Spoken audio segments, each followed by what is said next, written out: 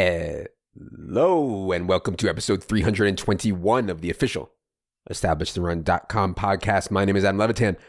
As always, joined by Evan Silva, and we have made it. The fantasy football season is over as of week 17. DFS season, of course, is not over yet, as it is the greatest week of the DFS season, week 18. But for most of you who play season long, your season is over. This will be maybe the final team by team. We'll see if we do one more or not. But Evan, how does it feel? We are in the official home stretch. Yeah, I feel like we're still not there because we have to get over this week. But this is Adam Levitan week, you know. Oh, baby. I mean, you thought Adam Levitan had been on a heater of late. No, this is this week is actually, well, it used to be week 17 was Adam Levitan week, of course. Now it's week 18. We're going to, be hitting on dudes that played in the preseason. We're going to be hitting on, trying to figure out, like, Adam Levitan, what makes Adam Levitan great is the fact that he can, like, parse through the information and get to what really matters. That's always been the best thing that Adam Levitan can do better than anybody in the world. Like, seriously. And I appreciate. Remember last week? Last year, week 17, I won the juke with Donald Parham. At that time, nobody knew who Donald Parham was. Now, of course, he had a big chance that he wasn't able to play in the game for last week. Steven Anderson, we'll talk about here in a second. But yeah, shout out to everyone who won their season-long league and gave us some props. Shout out to everyone who won their best ball league or best ball contest. People won just an incredible amount of money playing best ball in these big tournaments. So really happy to see it. Congratulations to everybody out there. We are going to go team by team here and hit on a little bit of the motivation stuff. I haven't had a chance yet to go through all the motivation for every team yet. We'll talk much more about that on Friday night. I'm actually working on an article where I will talk about it. Amico is actually working on an article for us right now. Also, that will be up on the site about player motivation, whether it be contract incentives or it be statistical incentives. So a lot to come. We're not going to cover it all today. This show is indeed brought to you by our friends at PrizePicks.com. You guys know me. We're in the player prop streets. We're in there hard. And I know a ton of people do not have access to legal ones because they're in Florida, where I was last week, or New York, or California, or Texas, or a whole bunch of other states that do not have regulated sports betting. PrizePicks is legal and regulated in those states. You can bet their props in parlay form. To help you, we have a table up each week to compare our projections to PrizePicks lines. If you want to give them a try this week, 100% instant deposit bonus up to $100. Use promo code ETR to get the best deal, or use the link in the show notes. Again, promo code ETR at prizepicks.com for the instant deposit bonus and the best deal. And by the way, for those of you who are done with your season-long leagues and are looking for some fantasy football or props to play, PrizePicks, props, DFS, of course, is all going down. We do have weekly and monthly packages still available. We will be here through the Super Bowl. All right, Evan, let's get into it here with the NFC, with the Arizona Cardinals, and really good win for the NFC, for the Cardinals, going down to Dallas and winning the game. I mean, they're winning it with Zach Ertz, like, as their number one receiver, which is crazy. In the 3 games since DeAndre Hopkins has gone down, Zach Ertz has a 27% target share. Christian Kirk has been fine, up at 24%. The big thing I talked about in the solo pod, if you want to go back and listen, was about the Chase Edmonds, James Conner stuff. I mean, don't let anybody tell you different. Chase Edmonds was an awesome play. I know it didn't work out. He was an awesome play, but really good win for the Cardinals. What'd you see out of them? Well, I think that we saw early season Kyler return. And part of that is because he's running again. Over his last 5 games, he's averaging 48.2 rushing yards. Remember early in the season, people were complaining that he wasn't getting a lot of rushing production. He was running 4 or 5 times a game, but the rushing production was not there. It started to come over his last 5. The Cardinals played this game without DJ Humphries, without their left tackle. And I thought that the Cowboys would come up with a big defensive day. Kyler Murray almost single-handedly navigated his way out of so many situations where he was under pressure in long passing downs, and the Cardinals generated chunk plays downfield. They got a big one to Christian Kirk. They got a big one to AJ Green. Jonathan Ward made the David Tyree reminiscent catch downfield. Antoine Wesley scored a couple of touchdowns in this game. He had been a guy that, some people had kind of asked me about him. I didn't take him seriously enough. I should have. He scored twice. He played for Cliff Kingsbury at Texas Tech. He's now running the DeAndre Hopkins routes. And so that is the role that he took on. I think the Cardinals expect DeAndre Hopkins to be back for the playoffs, but there's probably going to be another game where Antoine Wesley is running those DeAndre Hopkins routes. The James Conner is banged, did not play in this one. Cliff Kingsbury on Monday talked about how Chase Edmonds might not play in Week 18. That would bring the Cardinals down to Jonathan Ward and Eno Benjamin in the backfield. But there's still a lot of moving parts in Arizona, and they do have something left to play for. They can still win the NFC West. Right. Still a small chance to win the division. They're in the 5 seed right now. They have clinched a playoff berth. So they have some motivation. I'm sure they want to win the division, but I think if Chase Edmonds, James Conner are banged up, sitting them certainly makes sense.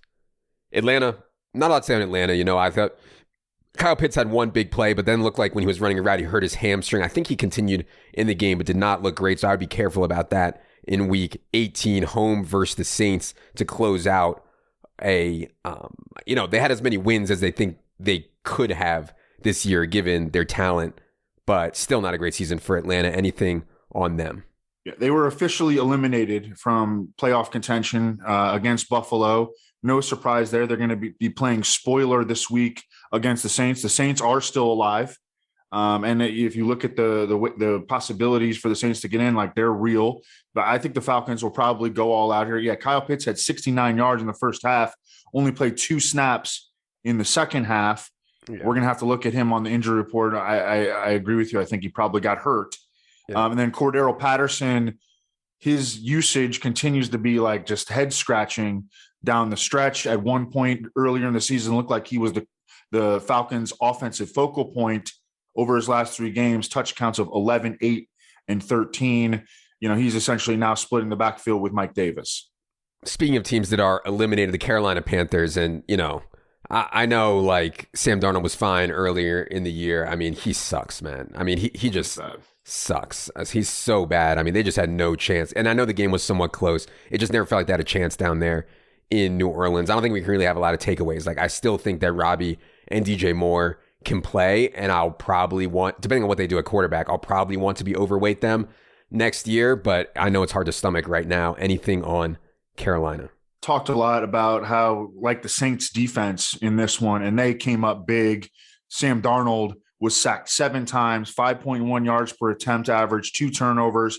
Over his last 7 games, Sam Darnold, 2 touchdowns, 11 turnovers, 0 games above 207 passing yards. They also can't protect him, which just exacerbates everything because Sam Darnold is easily panicked. And when they can't protect him, that's going to happen over and over and over again. It's not going to get any easier at Tampa Bay in Week 18. Bears, I mean, this was such a ridiculous game. The Giants went to Chicago and, like, didn't even try to win. And so I'm not sure we can have a lot of takeaways from the Bears' performance. I will say that, like, when you get into these spots, David Montgomery only saw 2 targets. David Montgomery only averaged 2.9 yards per carry, but he still had 20-plus DraftKings points because he gets 2 short touchdowns. But, I mean, that's all what happens when you have a home game against a Giants team that's, like, has no talent. Or I shouldn't say no talent. They had no receivers. They had Mike Leonard at quarterback, and they weren't even trying to win the game. So, Dave Montgomery, and, like, I don't feel great about any of these other guys on the Bears as we head to Week 18. Anything for you on them? Yeah, I think Dave Montgomery has 20 or more touches in 5 of his last 6 games. I think that the Bears will continue to play hard in Week 18. Allen Robinson came back for this one, but Darnell Mooney remained the Bears' #1 receiver. Matt Nagy on Monday said that he hopes that Justin Fields, with the ankle injury, is healthy enough to return after missing the last 2 games. But we won't know about that until later in the week. Yeah, 2 dead teams in Week 18 can create some kind of unique circumstances that can be valuable for fantasy, though. Chicago is playing Minnesota in Week 18. Dallas, and really bad injury, man. Michael Gallup, I thought he had a chance to really get paid in the offseason as an unrestricted free agent where someone would have thought he could be their #1 receiver. And maybe he could have been, but now it's like, we'll never know. I mean, this is a really late ACL tear. We're talking about a January ACL tear. I could see him having to accept some really small deal in free agency, which sucks for him. Dallas has clinched the NFC East. They play at the Eagles in week 18. Obviously, Gallup won't be out there. We'll see Cedric Wilson. Any thoughts on him or anything else on Dallas? Yeah, so really rough time for Michael Gallup to tear that ACL. The big conundrum that the Cowboys were going to have, that kind of everybody acknowledged that they were going to have this offseason, was, were they going to try to re-sign Michael Gallup and let go of Amari Cooper? Now I think it increases the chances that they bring back Amari Cooper, although they could try to bring back Michael Gallup for cheap. But I think that he's probably looking at potentially opening next season on the reserve PUP for the playoffs. I think we should expect Cedric Wilson in the slot, Amari Cooper and CeeDee Lamb to play on the outside. Ezekiel Elliott over his last 8 games, 3.2 yards per carry, 4 yards per target. Over his initial 8 games of the season, he averaged 4.9 yards per carry and 5.3 yards per target. So his efficiency, although I think he's looked a little bit better lately, his efficiency has not been there. And I think that he doesn't have a second gear anymore. He's kind of a one-speed runner at this point. And I think that Dak didn't play that well in this game. Yeah. The Cowboys offense got it going a little bit late, but he's missing guys high for whatever reason. And he wound up with a pretty good fantasy day, but he did not play as well in the actual game. Yeah, agreed. He had like 24 DraftKings points and did not play well in the game. I would say on Zeke, like I have Zeke. I don't really, play much Dynasty, but I have Zeke in that Roto-World Dynasty League, and I was tempted to sell him before the year. I was like, well, I'll go for it one more time because I have a pretty good team. Ended up getting to the Super Bowl and losing, but now that if I want to sell Zeke now, like I'm gonna get nothing. Like I'll be lucky to get like a 3rd round pick or something for Zeke in Dynasty now. I know. I'm interrupting the video. Wah. But if you're enjoying this video and want to see more fantasy football and DFS content like it, please just take 2 seconds, hit the subscribe button, hit the thumbs up button. Really does go a long way for us, and we'd appreciate it. Thank you for watching, and now back to the show. Detroit. I mean, they're not giving up, man. I mean, they go to Seattle and score 29 points. And obviously, Dan Campbell lied about the DeAndre Swift role. DeAndre Swift only ended up with 4 carries, same as Craig Reynolds. Jamal Williams had 11. But, man, I mean, Amon-Ra St. Brown continues to absolutely ball out. And I looked at him at 6K on DraftKings, and I was like, God, Amon-Ra St. Brown in some weather with Tim Boyle. I can't do it. And the dude just shoves another 35 ball right down my throat again. I mean, really impressive from him. Anything for you on the Lions who are playing out the string hard with Tim Boyle? Yeah, there was a guy in the chat on Friday who was like, should we really believe the Dan Campbell coach speak? And he was right to express that level of skepticism because DeAndre Swift, he did wind up playing quite a bit. I mean, he played 57% of the snaps, but only 6 touches. They mixed in the other dudes and got duped there by Dan Campbell, unfortunately.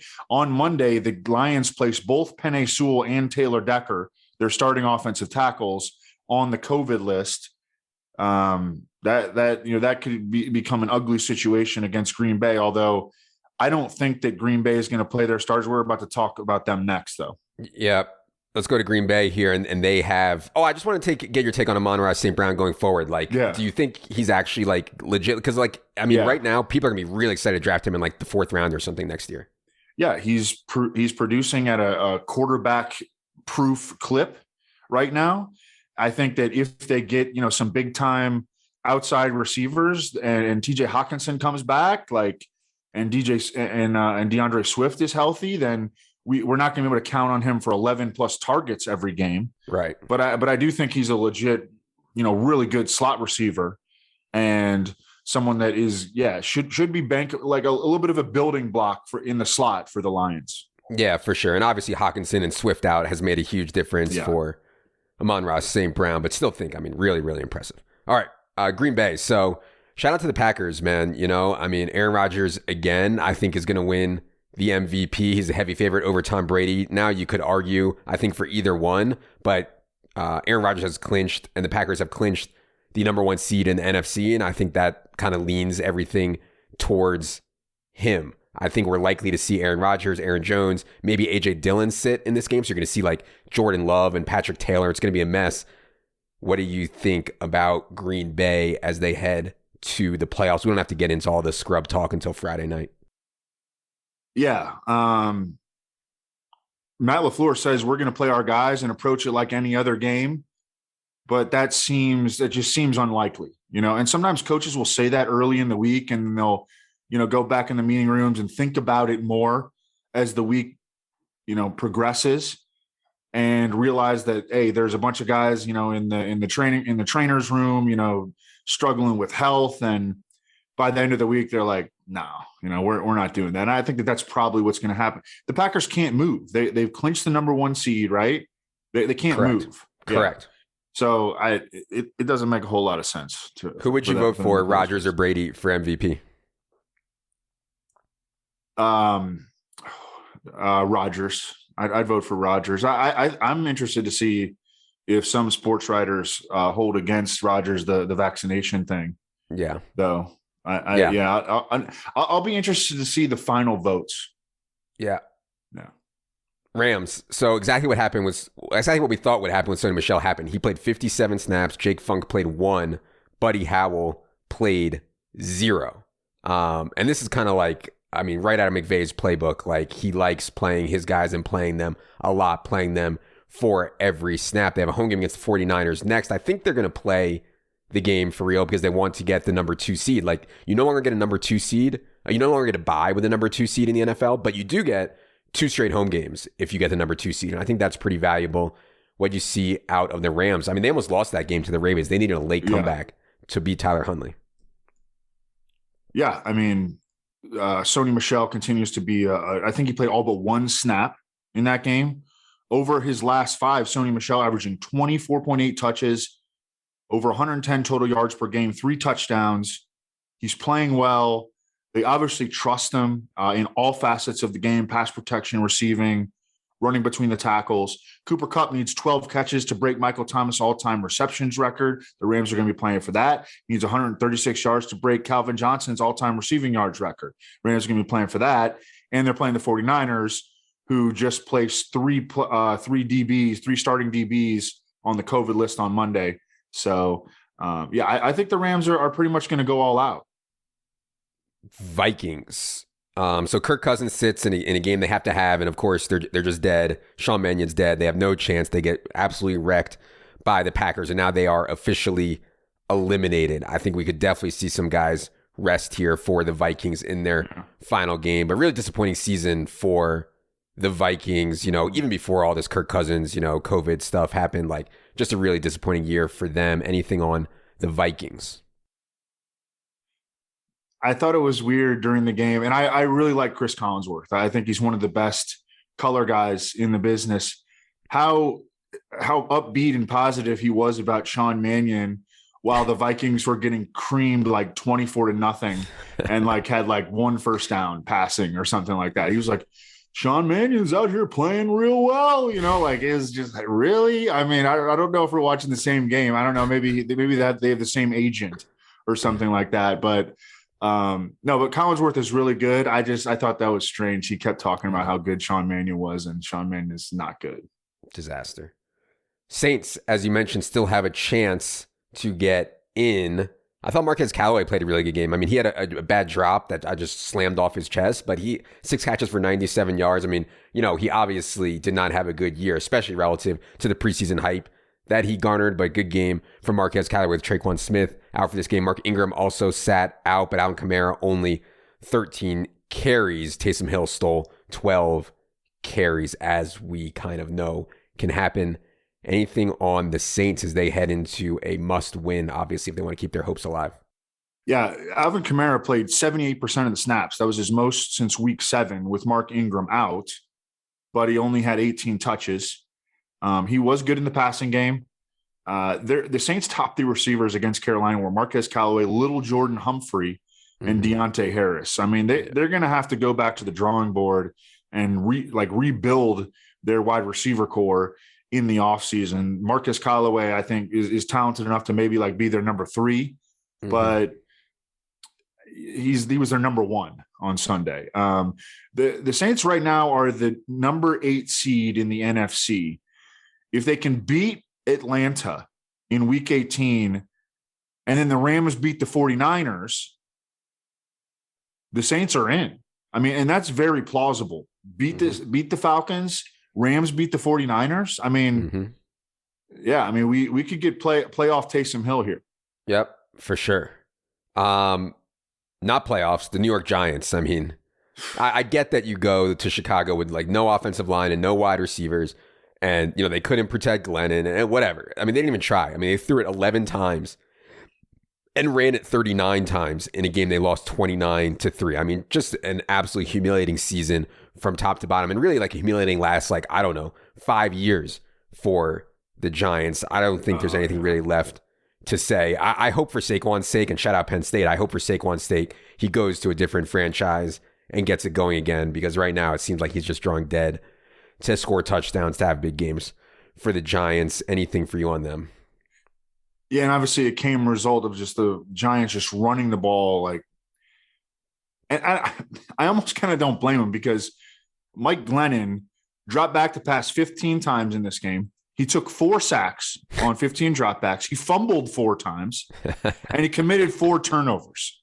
15 dropbacks, that's it. But they just, you know, they were running the ball down a million points. Saquon Barkley, this was his first 100-yard rushing game since week 16 of the 2019 season. Yep. 2019, that seems like, you know, that's like in the before times. That's before the pandemic, you know, like that's a long, it feels like 5 years ago. Well, and the only reason they did it is they got off 39 running back carries. I mean, that's outrageous. Yeah. Devontae Booker had 18 and Saquon had 21. Yeah. If they were trying in this game, there's no way Saquon would have gotten there. And then after the game, Joe Judge is telling reporters that he's getting phone calls from former Giants that are making more money elsewhere, saying that they'd rather be with the Giants. Bill Barnwell did a hilarious thread. Did you see the Bill Barnwell thread? I didn't. No, I missed it. Oh yeah, he did a thread on. He's like, well, let's break down exactly who Joe Judge could be talking about. You know, like, so he went through like all the players that had left the Giants in the offseason, all the guys that are making more money. He broke it down. There was like one guy maybe that actually fit that criteria, and it was PJ Hill, who is playing for the Bengals, who are going to the playoffs. He has 5.5 sacks. And like, he literally went through every single player. It was hilarious. Yeah. I mean, it sounds like, you know, that's something that Bill Barnwell would do. Like, only Bill Barnwell would even think to do that. It's so good. The Joe Judge thing sounds like the guy who says like, oh yeah, my girlfriend goes to another school. Like, I don't have a date for the prom. My girlfriend goes to another high school or something like that. Right. Eagles. So I couldn't figure out how much Jordan Howard was going to play, man, because I actually thought Boston Scott was in play, but I couldn't do it if Jordan Howard was going to play a lot. And Jordan Howard ended up playing 21 snaps and running 10 routes. Boston Scott was the lead back, though, 32 snaps, 13 routes. Kenny Gainwell way back with 8 snaps. So, yeah, I mean, Boston Scott can play, man, and he can play in the pass game, and it just helps so much when you're playing full PPR. Saw him get 2 touchdowns. Boston Scott did go to the COVID list on Monday, as did Dallas Goedert. Mm-hmm. The Eagles do not have a lot to play for. They have clinched a playoff spot, but they will only be the 6th or 7th seed. And I have to confirm that, but I believe they can only get as high as 6. So they'll either be the 6th or the 7th seed, will the Eagles. So not a lot of to play for here. They also have COVID. They also have injury stuff. So a lot to watch here with the Eagles. What do you see out of their win? Yeah, they placed 12 players on the COVID list on Monday. Yeah. You know, I wonder if they're, you know, there's like a little conspiracy theory going on that maybe, you know, they all went to an Omicron party after the game on Sunday, and, you know, they all tested positive on Monday. I mean, well, I think more likely they weren't tested or were given the pregnancy test on Saturday and Sunday, and then they actually tested them for real on Monday. And, you know, it's obvious. Yeah. Yeah. Yeah. And then Brad Spielberger of PFF noted that, you remember last year, like, there was outrage over the Eagles tanking that final game. You remember we had Jalen Hurts unders in that game because we knew that they were going to put in Nate Sudfeld. And then they put in Nate Sudfeld, and like, oh, just so many people like lost their mind. Oh, they're going to lose the culture. They're going to, you know, what do you think about the culture? Now they're in the playoffs, locked into the playoffs in a year where nobody really gave them a chance entering the year. Nick Sirianni wound up doing a pretty darn good job, didn't he? Yeah. And Jalen Hurts wound up doing a pretty darn good job. So Kudos to them. It looks like they're going to play Tampa Bay. That's like one of the playoff matchups, the first round playoff matchups that already seems all but locked in. Yeah, certainly a tough matchup for the Eagles, the way they like to play. Yeah, and also by the Eagles tanking that game with Nick Sudfeld last year, they also like moved up a bunch in draft capital, and so definitely the right move. Yes, for them. Yes. 49ers. Eli Mitchell, I mean, 3 weeks out, I thought Jeff Wilson had played reasonably. I didn't think that they'd just go right back to Eli Mitchell for like major workhorse role. I was wrong, man. Kyle Shanahan is in stone cold love. Kyle Shanahan, after 3 weeks out for Eli Mitchell, 23 touches for Eli Mitchell, 1 for JaMychal Hasty, 0 for Jeff Wilson. I mean, he's in love. That's the bottom line. 49ers must obviously win this game to make the playoffs. They will be going all out. I'd be a little surprised if Jimmy Garoppolo made it back. So I think we're going to see Trey Lance part 2. What did you see out of him? Anything else on the 49ers? Well, it was a really slow first half for Trey Lance, for the entire 49ers offense. But I thought that as the game progressed, Trey Lance got better. He wound up finishing with an ADOT over 12 yards against the Texans. They allowed him to throw the ball downfield. I think he finished with around 20 fantasy points. And that was despite having a fourth quarter rushing touchdown negated by a holding call. Kyle Shanahan did say on Monday that if Garoppolo is healthy, they're going to go back to him. And Adam Schefter said on Monday Night Football that Garoppolo does have a chance to play against the Rams dealing with that thumb injury, but he never really seemed close last week. I mean, he did not practice. I don't think he even threw a ball. Mm-hmm. So we'll have to see. Yeah, I think in projections, we're going to start with Trey Lance in and adjust from there if we have to, but we'll see. Yeah, this is obviously a must-win for San Francisco coming up. It's win and they're in against the Rams. Seattle Seahawks. I mean, this Rashad Penny thing, man. I mean, you were on it that week when you won, and then, we did a lot of start-sits on Sunday morning for people, and a lot of people had Rashad Penny questions. You gave him Rashad Penny every time, and my God, 25 carries, 170 yards, 2 touchdowns. I mean, it took 4 years, I think, but Rashad Penny finally looks like a first-round caliber running back. I know injuries have had a lot to do with that. I'd also note that the going to hell narrative was struck down finally by DK Metcalf.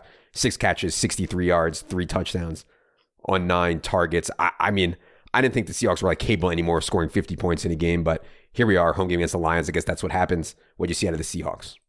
The going to hell narrative, man. I mean, that's something right there.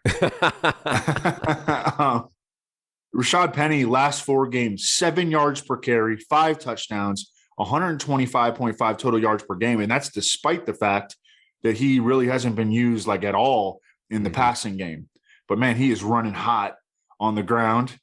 And I mean, it's kind of nice to see. Now they're going to try to play spoiler against Arizona. It's a Pete Carroll team. I think they're going to go all out. Let's go to the Bucs. I've made a lot of jokes about the Antonio Brown stuff, and I feel a little bad about it because he clearly probably has some mental problems going on, and maybe I shouldn't be making jokes about it. So I do feel bad about it a little bit, but what happened on Sunday was just like crazy. And I don't know whose side to believe. Rap Sheet was obviously fed some information that Antonio Brown said he was hurt and the coaches said go in anyways. And he told them no. And that's when everything blew up. And that Bruce Arians denies that staunchly and says Antonio Brown was perfectly fine. They told him to go in the game. He said no, whatever it is. Well, Antonio Brown practice on Thursday and Friday. Correct. Yeah. Correct. So I don't know. There's probably a shred of truth on both sides, but did you see like the TikTok videos with his Uber driver? No. How did you see his TikTok videos? That's the better question. I don't know. I mean, they were making TikTok videos together, like after the game, he and his Uber driver. I actually had a call last night and we were talking about potential for ETR on TikTok. I'm like, you know what, guys? Like, you guys got to handle it. I can't. I just can't do it. But yeah, we're missing out on a big market with TikTok. Everybody's on TikTok, apparently including Antonio Brown and his Uber driver. Anyways, Antonio Brown is gone. Mike Evans ran 43 routes on 52 Tom Brady dropbacks, and I don't think he aggravated. So I think that's a pretty good sign. Tyler Johnson, 37 routes. Cyril Grayson, who's earning a really good target share lately, 27 routes, and Brashad Perriman only 9 routes. So I think I mean, Mike Evans is going to be out there. One of these guys, I think, can have a good game. Tyler Johnson, Cyril Grayson, Brashad Perriman. We'll talk about that. And also, Ronald Jones left this game with an ankle injury. I don't think Lenny's going to be back. That could leave Keyshawn Vaughn and Le'Veon Bell to kind of share work in the finale. A lot of injuries going on with Tampa right now. Certainly not a clean way for them to go into the playoffs. What do you think about them? Keyshawn Vaughn got hurt too. He suffered a rib injury. Yeah. So Le'Veon Bell is like the last man standing in their backfield.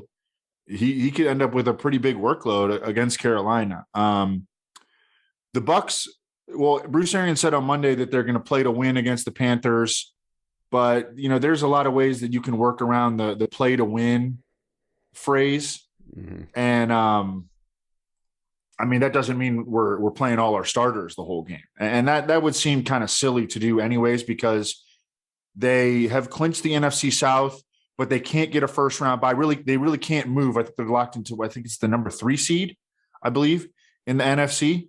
And I don't know, they might try to get Mike Evans his 54 yards to get his 8th straight 1,000-yard receiving season and just kind of get out of there. Yeah. But yeah, I mean, we're looking at in playoffs DFS.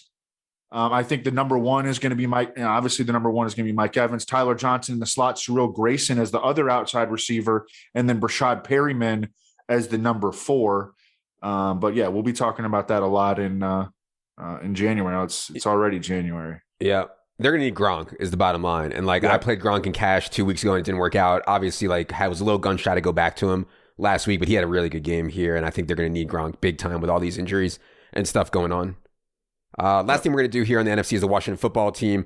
Not a lot to say. I mean, Taylor Heineke, they're trying to play out the string with him. He has not played well. Antonio Gibson hurt, COVID list. He doesn't play. RSJ got boarded off in a scary situation. I mean, there's just Terry McLaurin, I think, has had a pretty disappointing year. There's just not a lot to chew on with Washington right now. Anything for you on them? No, just with no Antonio Gibson, no J.D. McKissick, Jared Patterson had 17 touches against the Eagles. He had an early touchdown. And then Wendell Smallwood and Jonathan Williams kind of picked up the scraps as their number 2 and 3 backs. I assume that will carry over against the Giants. But yeah, I mean, not a whole lot to say. Yeah, certainly Jared Patterson will be in play for DFS. I haven't checked prices yet, but he played a little bit more than I thought he would ahead of those 2 other guys that Evan mentioned. All right. That's going to do it for this NFC Team by Team podcast. Appreciate you all being here. If you're not subscribed yet, do us a favor. Hit subscribe. It is indeed free on YouTube and on anywhere podcast platforms are found. For Evan, for Producer Luke, I am Adam. Good luck, everybody.